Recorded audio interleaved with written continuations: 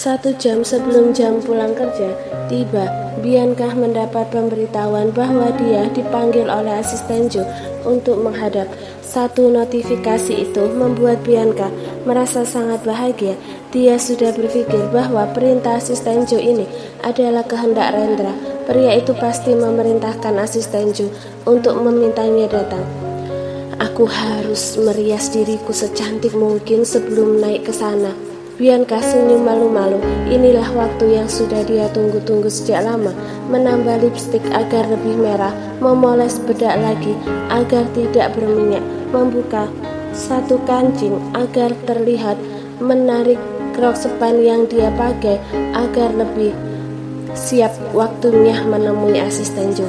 Gumam Bianca, rambut panjangnya sengaja dia gerai agar kesan semakin terlihat jelas pada dirinya.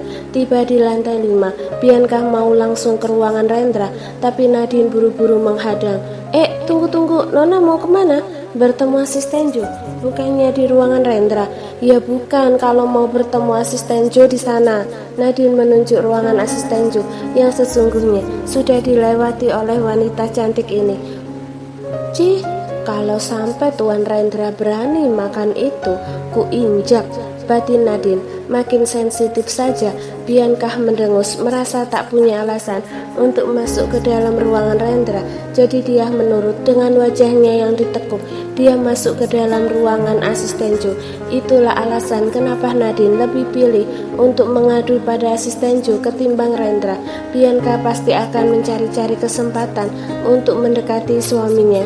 Asisten Joe, kamu memanggilku? Tanya Bianca dengan nada sombong. Dia menarik kursi dan duduk di hadapan Joe. Mereka hanya terhalang meja kerja. Benar Nona, ada yang ingin saya katakan. Apa? Tentang Rendra. Dia ingin makan malam bersamaku. Lalu apa? Jangan membuang waktuku. Ini peringatan pertama, jangan menyebar fitnah apapun sesama pekerja di perusahaan ini. Apa maksudmu? Bianca mulai marah, menatap penuh perlawanan, sementara Joe wajahnya tetap datar. Dia memutar rekaman yang didapat Nadine di kamar mandi.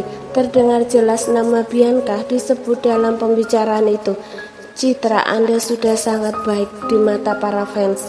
Jangan merusak diri sendiri hanya karena mengurusi hidup orang lain. Tatapan Joe berubah tajam, membuat Bianca yang sejak tadi melawan kini seolah kehabisan semua kata-katanya. Wanita itu bahkan menelan ludah dengan kasar. Maafkan aku asisten Joe, balas Bianca lirih. Kontraknya untuk kerjasama dengan perusahaan Rendra adalah selama 1 tahun. Jangan sampai dia ditendang sebelum masa kontrak itu habis. Jangan minta maaf padaku, minta maaflah pada sekretaris Nat. Bianca terdiam, kesal dan marah jadi satu, tapi bisa diluapkan. Baiklah, jawabnya patuh.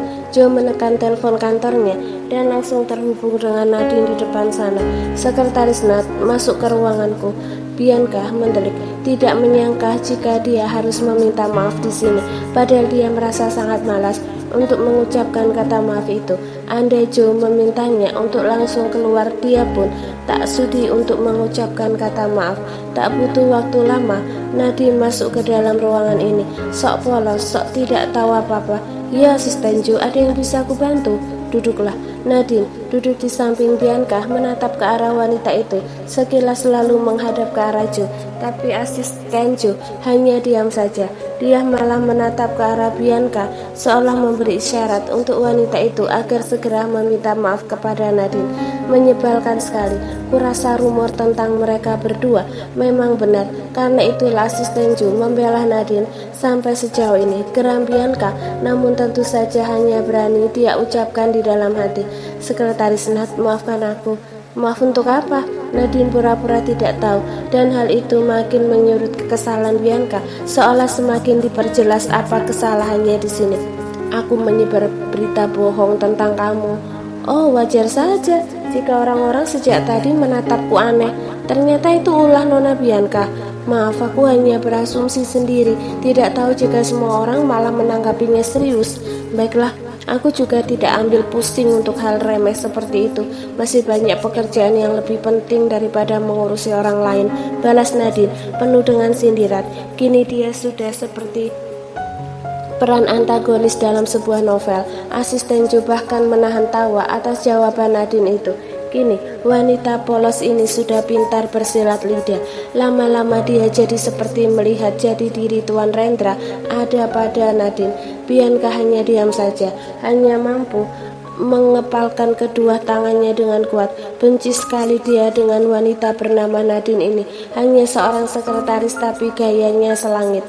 Lihat saja, aku akan benar-benar menemukan skandalmu dengan asisten Jo. Dan saat itu juga kamu akan didepak keluar dari perusahaan ini. Menyebalkan sekali. Baiklah, karena masalahnya sudah selesai, kalian berdua boleh keluar. Terima kasih asisten Jo, balas Nadine dengan riang. Sementara Bianca hanya menganggukkan kepalanya kecil. Bianca keluar lebih dulu dalam ruangan itu. Kesal bukan main diperlakukan seperti ini. Dia kira Rendra akan menemuinya melalui asisten Jo, tapi ternyata tidak. Menyebalkan sekali, geram Bianca. Percuma saja merias sendiri untuk jadi lebih cantik. Percuma bajunya dibuat jadi bagus. Kesalnya, sementara Nadine pasti selalu saja tersenyum-senyum seperti itu tiap kali keluar dari ruangan asisten Jo. Puas sekali dia melihat wajah Bianca yang kesal. Sekretaris Am, kamu pulanglah lebih dulu, tidak apa-apa, biar aku sendiri yang jaga. Lagi pula sudah tidak ada pekerjaan lagi, ucap Nadine dengan bibirnya yang masih setia tersenyum. Amar yang sedang ada urusan di luar pun merasa senang mendengar itu. Terima kasih Sekretaris Nat. Benar, tidak masalah kamu menunggu sendirian di sini. Iya, pergilah. Amar bersiap untuk pulang. Tak butuh waktu lama, dia pun pergi dari sini. 15 menit sebelum waktu pulang tiba, Nadine memutuskan untuk mendatangi ruangan sang suami. Dengan gerakan perlahan, dia membuka pintu itu, ingin memberi kejutan pada Rendra. Kepalanya melongok dan melihat Rendra yang sedang menelpon seseorang. Pria itu menghadap ke arah luar dinding kaca yang ada di sebelah kanan ruangannya. Oma, tenang saja, tidak perlu cemaskan aku dan siapa wanita yang kubuat hamil. Oma cukup menikmati liburan dan ketika pulang nanti sudah mendapatkan cucu, jelas Rendra dengan suara yang ketus. Tiap kali dia bicara dengan neneknya itu, seolah darah tingginya naik ke ujung kepala. Nadine mampu mendengar ucapan sang tuan. Dari kalimat panjang itu dia makin tahu jika saat ini Rendra sedang menelpon Oma Zaida. Iya, pokoknya aku malas menikah. Jangan banyak sekali permintaan Oma itu. Sekarang wanitaku sedang hamil. Iya, Oma, astaga, sudahlah, aku matikan teleponnya. Brak, Nadine tanpa sadar menutup pintu dengan keras sehingga membuat Rendra langsung berbalik dan menatap pintu yang tertutup. Sementara di luar sana, Nadine dengan segera membodohi dirinya sendiri karena terburu-buru. Dia sampai tidak sadar menutup pintu itu dengan cukup kuat gara-gara takut ketahuan Rendra sedang menguping. Kini malah dia jadi ketahuan sungguhan. Bodoh, gerutu Nadine. Dia berlari dan langsung duduk di kursinya. Saat itu ruangan Rendra langsung terbuka. Pria itu keluar dan menatap Nadine curiga. Apa sekarang kamu sudah jadi seorang penguntit? Sindir Rendra. Penguntit apa sih? Sudah mau pulang belum? Nadine coba mengalihkan pembicaraan, tapi suaranya yang ketus membuat Rendra jadi gemas. Dia menarik hidung istrinya itu. Di mana Amar? Sudah pulang. Kenapa tidak masuk ke dalam ruanganku, malah menguping lalu keluar? Aku tidak menguping. Sudahlah, jangan membuatku memeriksa CCTV hanya untuk mempermalukan kamu. Nadine cemberut. Bawa CCTV, tentu dia tidak bisa mengelak. Apa kamu mendengar pembicaraanku dengan Oma? Nadine terdiam, bibirnya mengerucut. Dengar tidak? Iya, dengar. Apa yang kamu dengar? Entah, sudah lupa. Lupa. Rendra menatap Nadine dengan lekat. Wanita ini galak sekali. Bahaya kalau Nadine marah. Malam nanti Johnny bisa tidak dibelai. Batin Rendra. Ini gara-gara nenek tua itu. Gerutunya lagi. Tunggu sebentar, aku ambil ponselku, setelah itu kita pulang, ucap Rendra. Tanpa menunggu jawaban Nadine, dia pun segera menjalankan ucapannya itu. Dan Nadine pun membereskan meja kerjanya dengan bibir cemberut.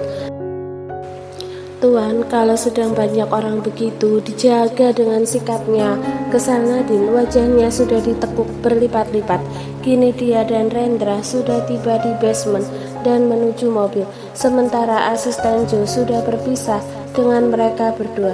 Pria itu masih memiliki sedikit urusan di perusahaan, bertemu dengan salah satu kepala divisi. Harusnya kamu yang jaga sikap, Nat. Sudah tahu di tempat umum malah bersuara. Plak, saking kesannya Nadine memukul lengan sang bos. Au, sakit, Nat. Kapok. Berak. Nadine bahkan menutup pintu mobil dengan kuat. Ketika dia sudah masuk dan duduk, Rendra yang masih di luar sampai kaget. Astaga, galak sekali. Awas saja kalau diranjang tidak. Rendra mengelus dadanya yang berdegup gara-gara kaget. Dia pun segera masuk juga dan duduk di kursi kemudi, keluar dari area perusahaan dan segera masuk ke jalan raya. Tuan, panggil Rendra dengan lembut. Kalau nada bicaranya mendayu-dayu seperti itu, pasti Nadine sedang ada maunya. Rendra juga paham. Dia menatap Nadine sekilas, lalu kembali menatap jalanan. Sejak Nadine selalu mengeluh bahwa dia terlalu kasar ketika membawa mobil, kini Rendra jadi sangat berhati-hati ketika mengemudikan mobil. Apalagi Nadine sedang hamil, kenyamanan wanita itu tentu jadi yang utama untuknya. Kenapa sayang? Kamu ingin apa? Balas Rendra, sengaja memanggil sayang agar Nadine tidak lupa jika wanita itu kekasihnya. Mau yang asem-asem? Apa? Stroberi? Bukan, yang ada kuahnya. Apa? Sebutkan apa namanya. Aku tidak tahu, pokoknya mau makan seperti itu. Astaga, Rendra mengerem frustasi. Makanan apa yang cep-cep-cep-cep begitu? Ingin mengumpat dan berteriak, namun takut membuat Nadine marah. Tapi Rendra sungguh tidak tahu makanan apa yang dimaksud oleh Nadine.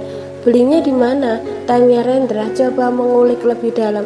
Terserah. Duar, rasanya saat itu juga kepala Rendra mau pecah. Ampuni aku, Nat, aku sungguh tidak tahu makanan apa yang kamu maksud. Sebenarnya kamu mau makan apa? Nadine sangat bersedih ketika mendengar ucapan Rendra itu.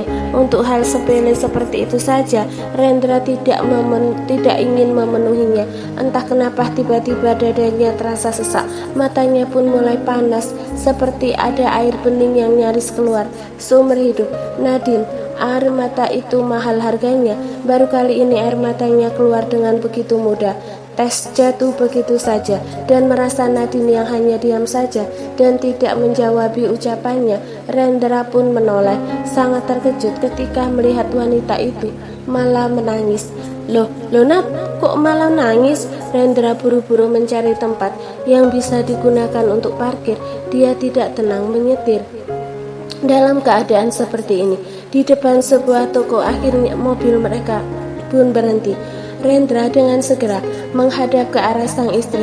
Nat, jangan menangis seperti itu. Aku jadi tambah bingung. Tuan jahat, padahal aku tidak minta apa-apa, cuma sebuah makanan tapi tidak diberi. Bukan tidak mau beli, Nat, tapi aku bingung makanan apa yang kamu mau. Cep, makanan apa yang bunyinya seperti itu? Sudahlah, aku tidak mau beli makanan apapun. Nadine hapus air matanya sendiri, lalu melipat kedua tangannya di depan dada tanda marah. Jangan begitu, katakan kamu mau makan apa. Aku pasti carikan, sebutkan nama. Jangan cep. Nadine memalingkan wajah, sudah tidak berselera untuk membeli makanan apapun. Nat, aku tidak mau beli apa-apa. Ya sudah, apapun makanan yang aku beli, kamu makan ya. Nadine hanya diam. Rendra mengelus puncak kepala Nadine dengan sayang. Punya istri yang sedang hamil ternyata merepotkan juga. Tapi Rendra yakin hal seperti ini suatu saat nanti pasti akan dia rindukan.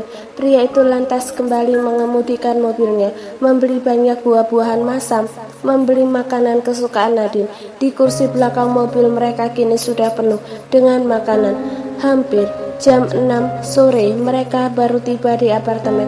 Ketika Rendra meletakkan semua makanan itu di atas meja makan, Nadine pun tercengang. Astaga Tuan, ini banyak sekali, siapa yang mau makan? Rendra tidak langsung menjawab ucapan itu. Dia malah mendekati Nadine, menarik wanita itu dan dipeluknya dengan erat. Yang makan adalah istri dan anakku. Rendra mengelus perut Nadine dengan lembut, membuat wanita cantik itu pun seketika tersenyum-senyum malu. Beginikah Nadine, moodnya jadi sering berubah-ubah. Kadang suka marah-marah, kadang juga suka menggemaskan seperti ini.